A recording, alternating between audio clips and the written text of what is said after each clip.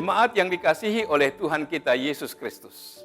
Shalom dan selamat pagi untuk kita semua. Firman kehidupan di pagi hari ini tertulis dalam kitab Nabi Yeremia, pasal 14 ayat 21. Janganlah engkau menampik kami oleh karena namamu, dan janganlah engkau menghinakan tahta kemuliaanmu. Ingatlah perjanjianmu dengan kami, janganlah membatalkannya. Demikian firman Tuhan. Saudara-saudara yang dikasihi oleh Tuhan kita Yesus Kristus.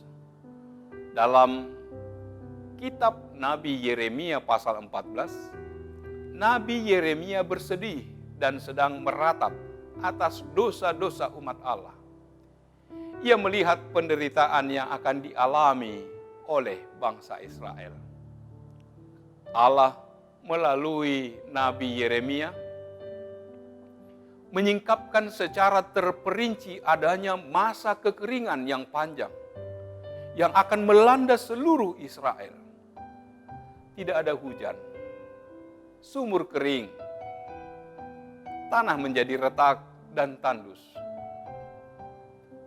binatang sekarat dan mati, serta petani gagal panen. Yang terdengar hanyalah tangisan perkabungan dan teriakan minta tolong. Meskipun demikian, Allah diam. Allah menulikan telinganya. Namun bukan hanya kekeringan saja, Allah mendatangkan juga perang, kelaparan, dan penyakit sampar. Selain itu, Allah menyingkapkan kepada Nabi Yeremia nasib naas yang akan dialami nabi-nabi palsu dan seluruh keluarganya. Nabi-nabi palsu, istrinya dan anak-anaknya akan mati karena perang dan kelaparan. Mayat mereka tercampak di sepanjang jalan Yerusalem. Semuanya ini disebabkan oleh kekerasan hati bangsa Israel. Ini adalah sebagai bukti bahwa Allah tidak kompromi terhadap dosa. Meskipun Nabi Yeremia membenci perbuatan bangsa Israel, tetapi ia memiliki hati yang lembut. Ia datang di hadapan Allah meminta pengampunan atas dosa bangsanya. Ia memohon kepada Allah agar tidak memalingkan wajahnya dari Israel. Ia memohon kepada Allah agar membatalkan niatnya menghancurkan Israel. Ia berusaha mengingatkan Allah akan perjanjiannya dengan nenek moyang Israel. Namun Allah menolak. Allah menyuruh Nabi Yeremia berhenti berdoa untuk bangsa Israel. Sesungguhnya Allah itu panjang sabar. Tetapi janganlah kita dengan sengaja membuat kesabaran Allah habis. Karena bila demikian, Allah tidak akan segan-segan menghajar kita, umat pilihannya. Bila murka Allah sudah bulat, doa pun seolah tidak bisa lagi membujuk Allah. Betapa hal ini sangat mengerikan. Hal itu dihadapi oleh umat Israel. Itulah yang disampaikan Nabi Yeremia dalam nas ini. Nabi Yeremia tidak menghiraukan penolakan Tuhan. Ia tetap berdoa kepada Tuhan untuk belas kasihan dan pengampunan bagi orang-orang Israel. Bagi Yeremia, berdoa untuk orang-orang Israel bukan hanya sebuah kewajiban, tetapi misi dan cinta. Ia bersikeras berdoa untuk sebangsanya sampai akhir.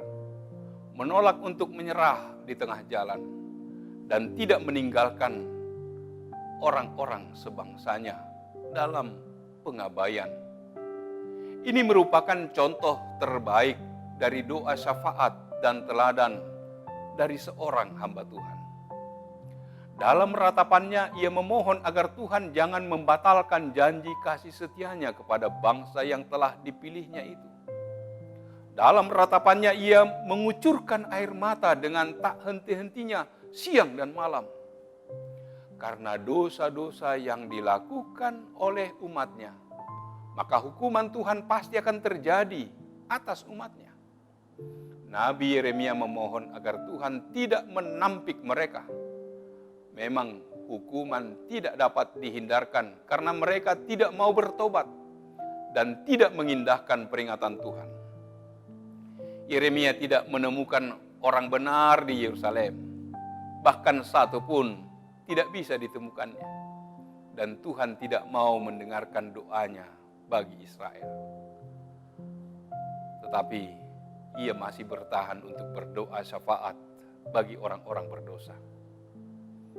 Dalam menghadapi bencana, yang dapat dilakukan orang mungkin hanya sangat sedikit.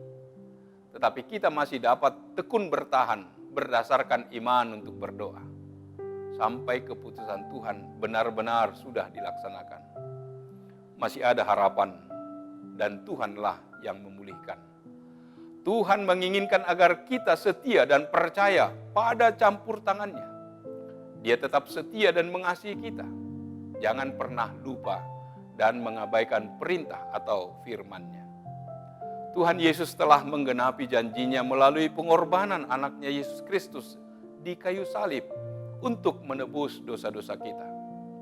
Selama kita hidup di dunia ini, kita harus berjuang melawan berbagai kuasa dosa dan iblis. Hanya oleh pengampunan dan belas kasihan-Nya kita layak menikmati kehidupan. Apapun yang kita alami, di dalam doa dan permohonan, Tuhan tidak pernah melupakan janjinya dan membatalkannya. Amin. Marilah kita berdoa. Allah Bapa di surga, terima kasih Tuhan atas firman-Mu yang mengingatkan kami betapa hamba-Mu Nabi Yeremia tetap menunjukkan kasih-Nya kepada umat-Mu Israel. Dengan doanya, dengan permohonannya, ia menyampaikan agar Tuhan tidak menampik umat Israel.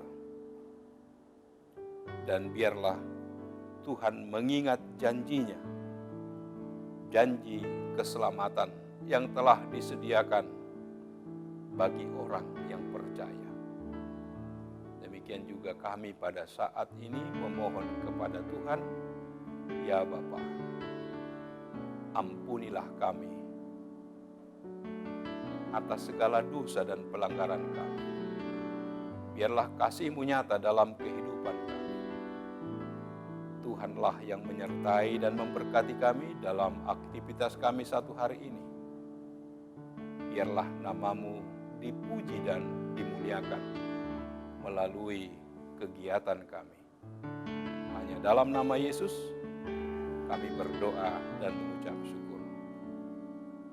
Amin. Anugerah dari Tuhan kita Yesus Kristus, kasih setia dari Allah Bapa, serta persekutuan dengan Roh Kudus, kiranya menyertai kamu sekalian.